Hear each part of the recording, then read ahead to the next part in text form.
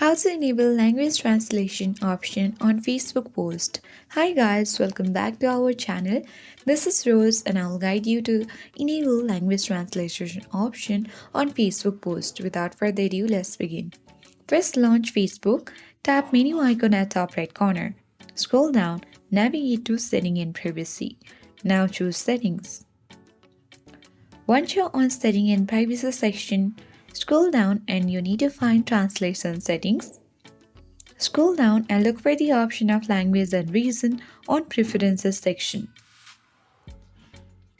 You will see variety of option. Simply you need to choose language you'd like to have post translated into and choose your preferred language. For me, it's English as it's my convenience language. You can easily choose any convenient language as per your choice and tap on Save button at top left corner of your screen. And with this, you will successfully enable language translations option on Facebook post. I hope this guide worked, and if you are new to our channel, hit the like button and subscribe. Thank you for watching and I'll see you in the next video.